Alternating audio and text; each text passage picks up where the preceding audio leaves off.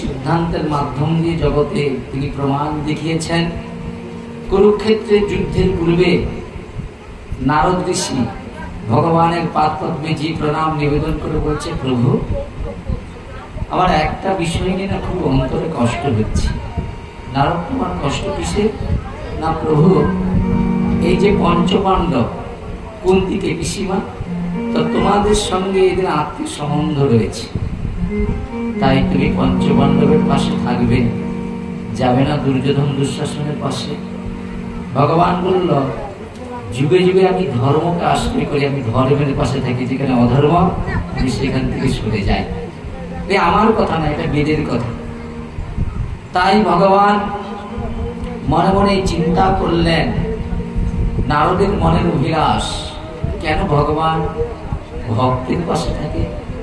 ভক্ত যে ভগবানকে ঐকান্তিক হৃদয় দিয়ে, প্রেম দিয়ে তিনি প্রয়াস করে, যাতে করে ভগবান যেন সেই যজ্ঞে সেই যজ্ঞখানার যেন সর্বস্ব কিছু দায়িত্ব নিয়ে আমাদের মতো অন্ধ, বোবা, কানা, যাদের পাশে কেউ নেই, পড়ে যাওয়ার মতো লোক, এত বড় একটা যজ্ঞে আমরা সকলে আপনাদের মতো নতুন জনকে নিয়েই উপস্থিত হয়েছি। ভগবত পাদপদ্মে প্রার্থনা, ভগবান যেন এই সপ্তাহ দিন আমাদের পাশে থেকে এই যজ্ঞখানা আমাদের মাধ্যম দ্বারা যেন করিয়ে নেয়। কেন? এই যজ্ঞ ভগবানের, এখানে আমরা কেউ এই যজ্ঞের মালিক নয়, মালিক তিনি। তিনি যেন এই যজ্ঞ আপনাদের মাধ্যম দ্বারা পূর্ণ আনন্দ দিয়ে এই যজ্ঞটায় আপনারা যারা এসেছেন আপনাদের জন্য অনন্ত কৃপা দান করে।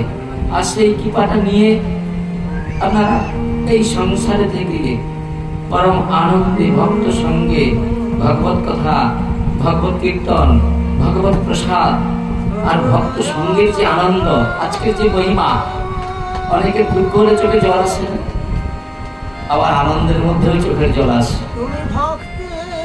আগামী বছর এখানটা কত সুন্দরভাবে যজ্ঞ হয়েছিল, কত মহৎ দূরান্ত থেকে ভক্ত এসেছিল। আবার ভগবত ইচ্ছায় ভগবান আবার আপনাদের মতো সব ভক্তদের পৌঁছিয়ে তার যজ্ঞের, তিনি কি করেছেন, যজ্ঞের মালিক হয়ে বসে রয়েছেন মন্দিরের মাধ্যম দ্বারা। তিনি আমাদের আটটি, আমাদের দেওয়ার মতো কিছুই নেই।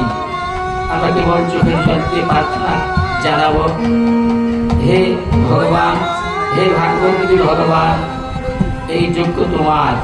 আমরা এই যজ্ঞে করতে যে কোথাও একটু ভুল ভ্রান্তি করে তুমি তোমার সন্তানকে নেয় আমাদের করিয়ে নিও, এটা তোমার নারদ ঋষি যে এই কথা বলেছে, ভগবান মনে মনে চিন্তা করলেন, নারদ আমি ধর্মের পাশে থাকি, এই কথা বলে না, এই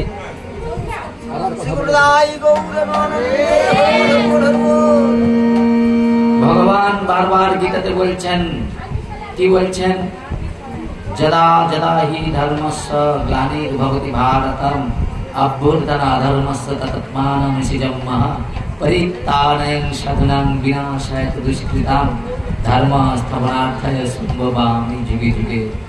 ভগবান ধর্মের পাশে থাকে। মা কুন্তির চোখের জল, পঞ্চ পাণ্ডবকে দুটো গৃহে পুড়ে মারার চক্র, ভীমকে কখনো বিষ খাইয়ে দিচ্ছে, কত অত্যাচার। কিন্তু মা কুন্তির একটা বিশ্বাস ছিল যে ভগবান যার পাশে থাকবে যজ্ঞে, সেই যজ্ঞ সার্থক হয়ে যাবে। এইভাবে কি করলেন, অনাদির আদি গোবিন্দ ভক্ত বাঞ্ছা কল্পতরু মা কুন্তির চোখের জল,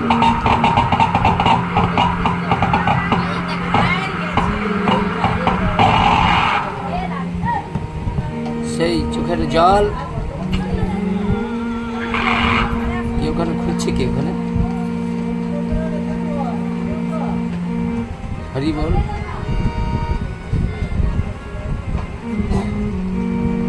হরি বল, জয় গৌর হরি।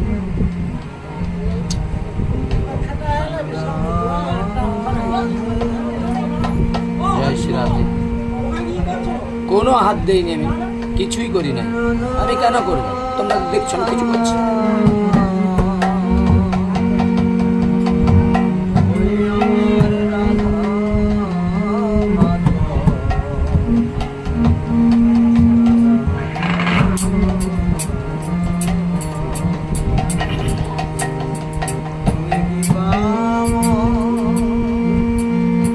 ভক্তবৎসল ভগবান কি করলেন, ভক্তের চোখের জল সহ্য করতে না পেরে অনাদির আদি গোবিন্দ ভগবান আমার এসেছেন ধরাধামে। আসার কারণ কি, ভক্তের এত দুঃখ কষ্ট দুর্দশা, কি বাবা, সেই দুর্দশার হাত থেকে ভগবান ভক্তকে রক্ষা করবে।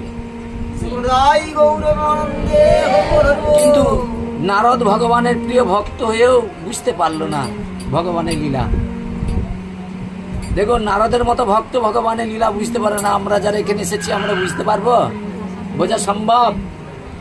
আগামী দিন যারা ছিল, দীর্ঘদিন যারা এইভাবে লড়াই করেছে, আজ তারা সরে গিয়েছে, আজ সবাই আমরা নতুন, কিছুই জানি না। ভগবান আমাদের হাতটা ধরে নিয়ে চলবে কি?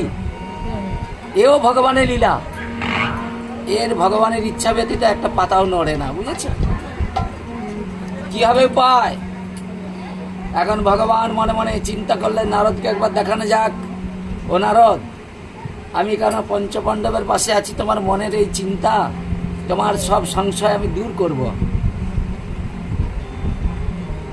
আর সেই সংশয় দূর করবার জন্য ভগবান ভক্তবৎসল ভগবান কি করলেন, তা 3টা মালা সুন্দর করে বানিয়েছে। আর সেই মালা 3টা নিয়ে নারদকে বলছে, শোনো নারদ, তুমি 3 জনকে এই মালাটা পরাবে, উত্তম, মধ্যম আর অধম। এই জগতে সবাই উত্তম হতে চায়, কেউ অধম হতে চায় না। আর অধমকে এই যে দেখেন ঘাটের কাঠ, দেখেছেন? এই বয়সে কত কত পা কত চরণ এই মাথার উপরে পড়েছে বলেই তো আপনাদের চরণ দর্শন করবার সৌভাগ্য লাভ হয়েছে। নিতাই আনন্দের ভক্তবৎসল ভগবান কি করলেন, নারদকে 3টা মালা দিয়েছে। যাও নারদ, তুমি কি করবে জানো? উত্তম, মধ্যম আর অধমকে পরিয়ে আসবে। তো নারদ মনে মনে চিন্তা করলেন, তাহলে প্রথমে আমি যাব কোথায়? যাই না একবার দেখে আসি দুর্যোধন কি করছে। তো দুর্যোধন রাজকার্যের মধ্যে খুব ব্যস্ত রয়েছে। নারদ যে বলছে নারায়ণ নারায়ণ নারায়ণ। দুর্যোধন নারদকে দেখে কোনো সশ্রদ্ধা সম্মানও করলো না, অভ্যর্থনা করলো না, আর বসার আসনও দিল না। নারদকে দেখে, বৈষ্ণবকে দেখে মানে কি বলা যায়, সম্মান করলো না। কিন্তু নারদ কি করলেন, একবারে দুর্যোধনের কাছে যে বলছে, আমি বড় একটা আশা নিয়ে তোমাদের কাছে এসেছি। বলছে এখন অনেক কাজ রয়েছে, তোমার কথা শোনার মতো আমার সময় নাই। ভগবানের ভক্ত কত দিনহীন হয়ে তিনি জগৎ সংসারকে কৃপা করে, জগৎ জীবের মঙ্গল চিন্তা করে। দেখুন, নারদের মতো যদি একজন সাধু এসে যায় না, জগতে প্রেমবন্যায় ভেসে যাবে, বুঝেছেন? নারদের কথা দুর্যোধন দুঃশাসন শুনলেন, বললেন বলো কি হয়েছে? বলছে কিছু কথা রয়েছে। বলছে তাহলে চলো রাজপ্রাসাদে। তো রাজপ্রাসাদে নিয়ে গিয়েছে। যেই কি করলেন, দুর্যোধন দুঃশাসন স্বর্ণ সিংহাসনে বসে পড়েছে। আর সেদিকে পরম বৈষ্ণব ভগবত ভক্ত, যিনি জগৎ জীবের মঙ্গল চিন্তা করে, তাকে আসন নিচে দাঁড়িয়ে রয়েছে, বুঝেছেন?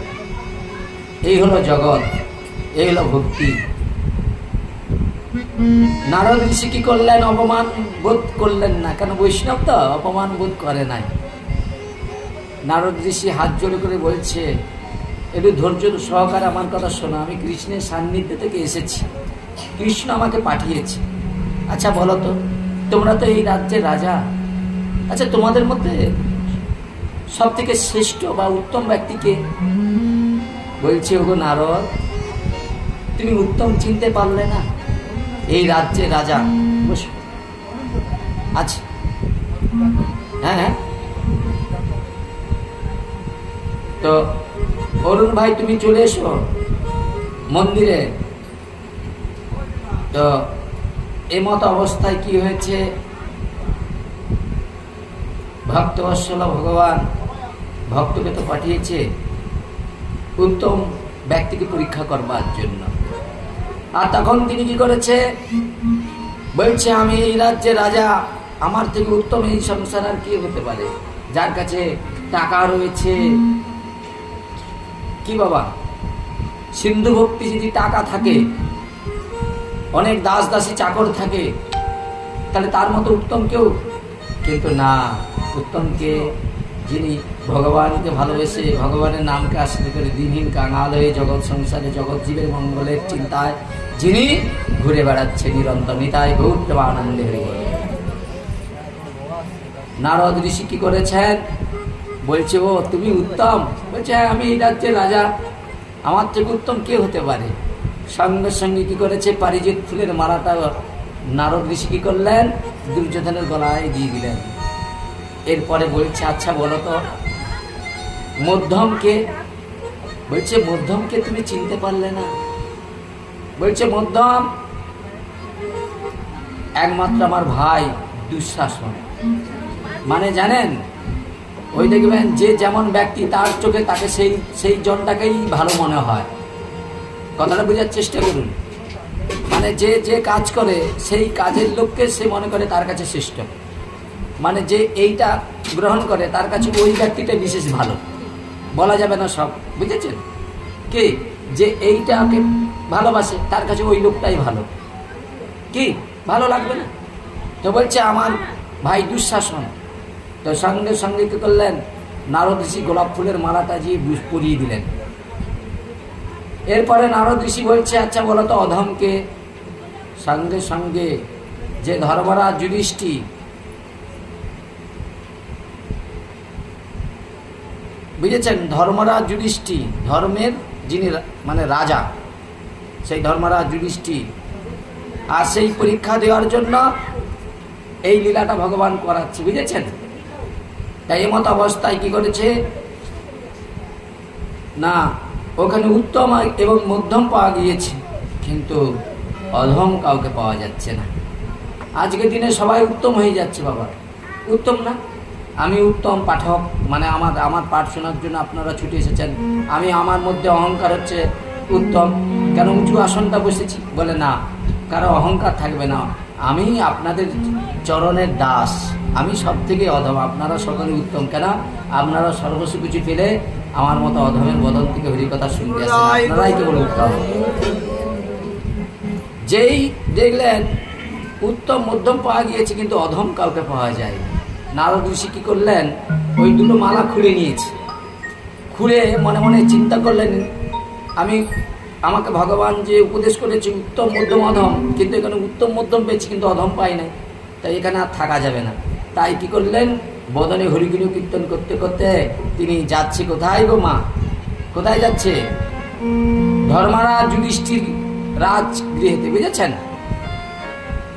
আর ধর্মরাজ যুধিষ্ঠির আসনে বসে মনে মনে চিন্তা করছে, প্রভু আমরা তো এই ধরাধামে এসেছি, অনন্ত জন্মের কর্মের ফল, আমরা কত প্রয়াস করছি, কবে তোমার কৃপা পাবো, কবে তোমার করুণা পাবো, এই চিন্তা করছে, কষ্ট যন্ত্রণা সহ্য করছে, কিন্তু ভগবত কৃপা পাওয়ার জন্য তার হৃদয়ে যন্ত্রণা বেদনা কষ্ট, আর ভগবান সব সহ্য করতে পারে, ভক্তের অহংকার কখনো সহ্য করতে পারে না। তাই ভগবান ভক্তবৎসল ভগবান কি করলেন, নারদের মতো ভক্তকে পাঠিয়ে দিয়েছে। আর নারদ ঋষি কি করলেন, যখন হরিগুণ কীর্তন করতে করতে যাচ্ছে, মা একটু মন দিয়ে শুনুন কি হয়েছে। নারদের বদনের শুদ্ধ হরিনাম শ্রবণ করে আজ ধর্মরাজ যুধিষ্ঠির আসন থেকে উঠে দাঁড়িয়ে মনে মনে চিন্তা করছে, কে কে এমন সুন্দর সৎ হৃদয়ে শুদ্ধ চিত্তে কেমন নাম করছে, যার নাম শ্রবণ করে দুর্বল ব্যক্তি বলবান হয়ে যায়, ভীত মানুষ সাহস পেয়ে যায়, জীব মৃত মানুষ আবার কি হয়, প্রাণ ফিরে পায়। নামের এমন শক্তি। তাই ধর্মরাজ যুধিষ্ঠির দাঁড়িয়ে বলছে, অহভাগ্য অহভাগ্য, আমার আজ কি সৌভাগ্য। কেন? বৈষ্ণব জন গৃহেতে আসছে।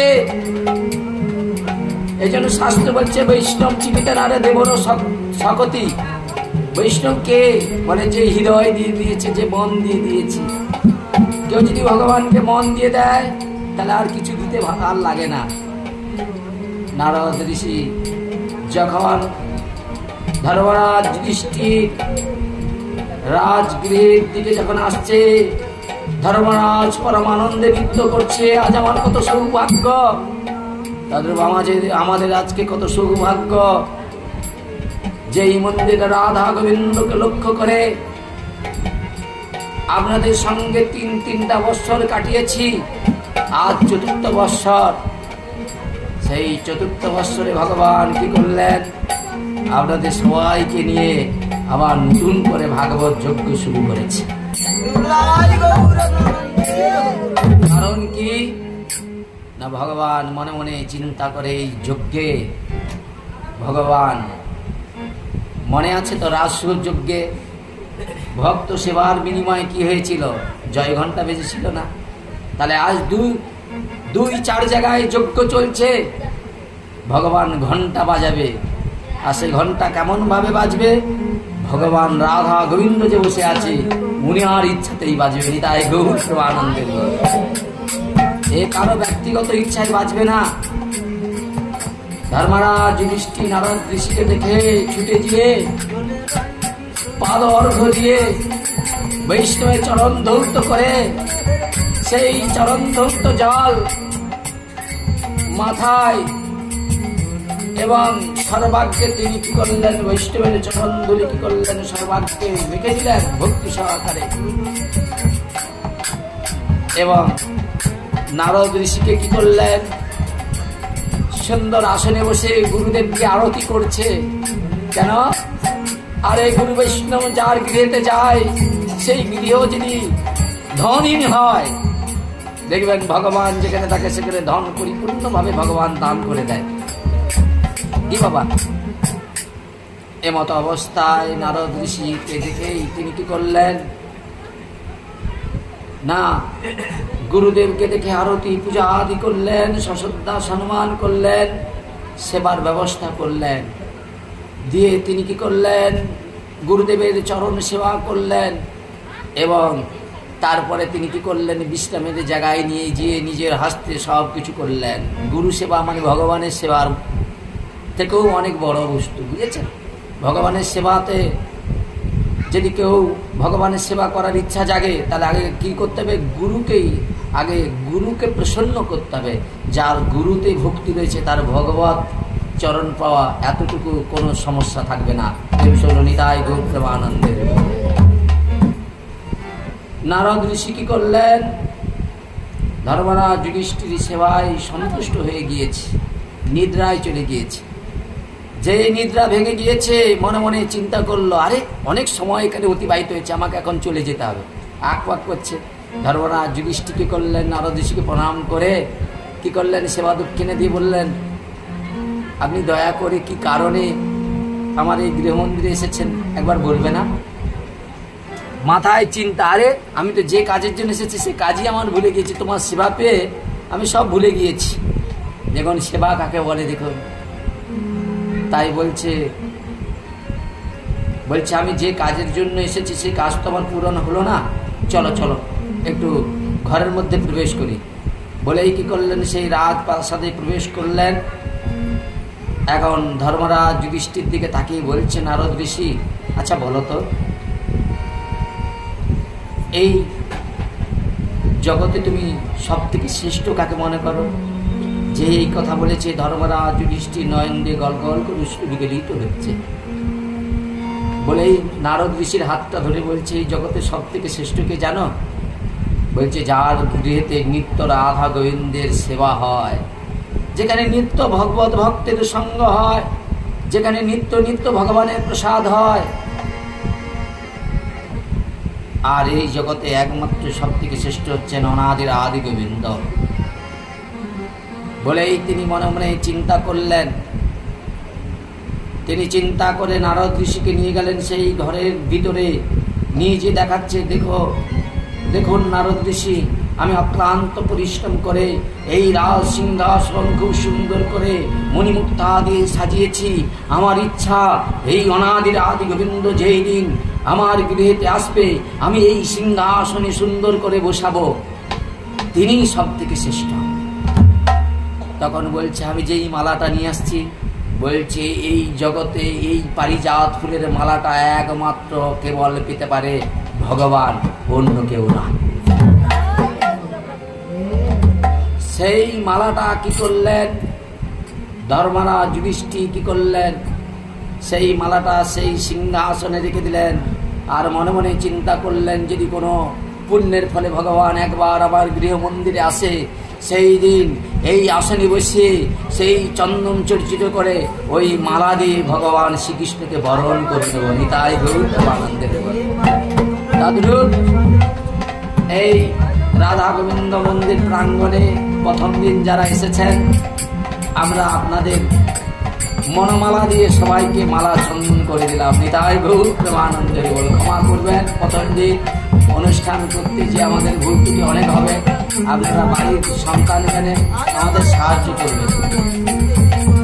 এইভাবে নারদ ঋষি সেই ধর্মরাজ যুধিষ্ঠিরকে বলছে, আচ্ছা আমি তো উত্তম ব্যক্তিটাকে পেয়ে গেলাম, এখন মধ্যম ব্যক্তিটা কে? তোমার সিদ্ধান্তে মধ্যম ব্যক্তিটা কে আমায় বলো। তখন ধর্মরাজ যুধিষ্ঠির বলছে, যার বদনে সদা সর্বদা ইষ্ট চিন্তা, যিনি অপরের মঙ্গলের চিন্তায় নিজের সসুখ বাসনা পরিহার করে পরিত্যাগ করে অন্যের মঙ্গলের জন্য ভগবত চরণে প্রার্থনা করে, হে ভগবান তুমি সবাইয়ের মঙ্গল করো, সবাইয়ের ভালো করো। এরকম ব্যক্তি তো এই জগতে মধ্যম। তা সেটাকে বলল, একমাত্র সেই মালা পাওয়ার যোগ্য হলো কেবল আপনি, মানে নারদ ঋষি। নিতাই গৌর প্রেমানন্দের ঘরে। তাহলে ওখানেও উত্তম মধ্যম পাওয়া গিয়েছিল, এখানেও উত্তম মধ্যম পাওয়া গিয়েছে। এখন নারদ ঋষি বলছে, আচ্ছা অধমকে? সঙ্গে সঙ্গে ধর্মরাজ যুধিষ্ঠির নারদ ঋষির চরণে পড়ে গল গল করে কাঁদতে শুরু করেছে। এই জগতে আমার থেকে অধম কেউ হতে পারে?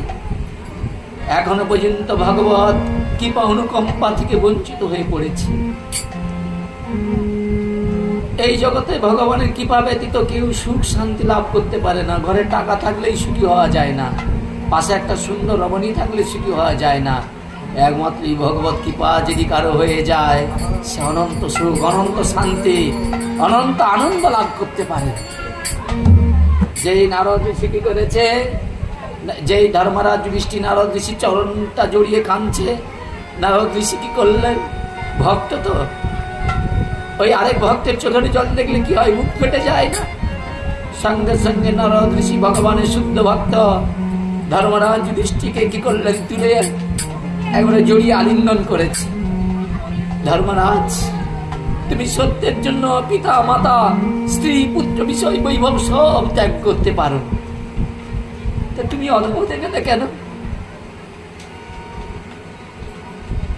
ধর্মরাজ যুধিষ্ঠির নারদ ঋষিকে বলছে, জানো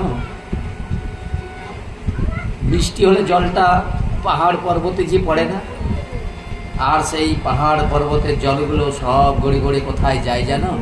নিম্ন জায়গাতে যায় না? যাই তো মা। তো তদ্রূপ আমি তো ভগবানের উত্তম ভক্ত নয়, আমি তো অধম। নারদ ঋষি বলছে, তোমার মতো শ্রেষ্ঠ ভক্ত তুমি অধম হতে গেলে কি করে?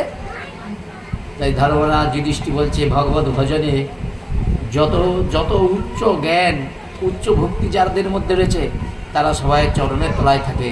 তারা কখনো নিজেকে শ্রেষ্ঠ বলে মনে করে, ভগবান তাদেরকে কি করে, শ্রেষ্ঠ আসন দেওয়ার জন্য কি করে, এই জগতে এইভাবে তিনি লীলা বিলাস করে থাকেন। তাই গৌতম আনন্দ, বুঝেছেন? এইভাবে ভক্তবৎসল ভগবান কি করলেন না, তিনি উত্তম মধ্যম এবং অধম প্রমাণ করে দেখিয়ে দিলেন।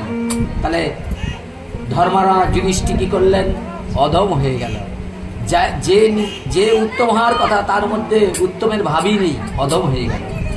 তখন নারদ ঋষি মনে মনে চিন্তা করলেন, ভগবান যে কুরুক্ষেত্রের যুদ্ধে পঞ্চপাণ্ডবের পাশে ভগবান কেন থাকবে, এখন আমি এসেই বুঝতে পেরেছি, এই ধর্মরাজ যুধিষ্ঠির মতো যদি ভক্ত থাকে তাহলে ভগবান তার পাশেই থাকে। নিতাই গৌর প্রেমানন্দে।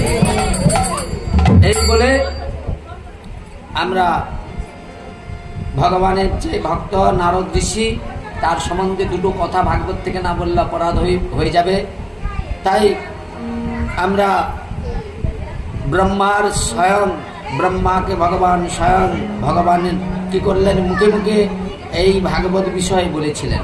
এই যে ভাগবত আজকে আপনারা শোনার জন্য এখানে উপবেশন করেছেন, এই ভাগবত তত্ত্বকথা ভগবান প্রথমে ব্রহ্মাকে দিয়েছিলেন।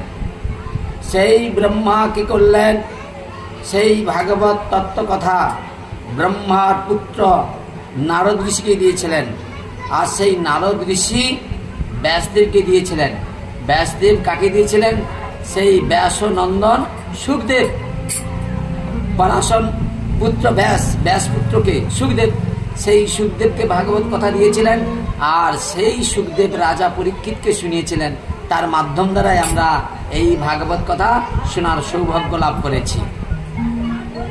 তো এইভাবে নারদ ঋষি এই জগৎ জীবের কল্যাণের জন্য সারা সময় তিনি স্বর্গমত্ত পাতাল বিনা যন্ত্র বাজিয়ে তিনি ভগবানের মহিমা গুণ কথা কীর্তন করতেন। এইভাবে আমরা ভাগবতে নারদ ঋষির অনেক মহিমা ভাগবতে দর্শন করবার সৌভাগ্য আমরা লাভ করব। আজকে অনেকটা সময় অতিবাহিত হয়েছে, আমি আর কথা বাড়াচ্ছি না। এইখানে সংক্ষেপে ভাগবত কথা বিশ্রাম করছি। আবার সন্ধ্যাতে অনুষ্ঠান রয়েছে, আপনারা যথাসময়ে আসবেন। এখানে তুলসী পরিক্রমার ব্যবস্থা রয়েছে, তারপরে ভাগবতের ব্যবস্থা রয়েছে। আজ থেকে ভাগবত আমরা নিত্য এখানে কয়েকদিন শ্রবণ করবার সৌভাগ্য লাভ করব। তাই আপনারা এই কয়েকটা দিন রাধা গোবিন্দের মন্দিরে এসে ভাগবত কথা, ভক্ত সঙ্গ এবং ভাগবত প্রসাদে অংশগ্রহণ করবে, এই আশা রেখে এইখানে সংক্ষেপে সবার মঙ্গল প্রার্থনা রেখে ভাগবত কথা বিশ্রাম ঘোষণা করছি। শ্রীতাং শ্রীতাং নিত্যং গৃহতাং গৃহতাং মদা চিন্ততাং চিন্ততাং শ্রী শ্রী ভাগবত কথামৃত গ্রন্থ কথা। এইখানে রইল আমার গ্রন্থের লহরী পণ্ডিত বদনে বলেন নেতাই।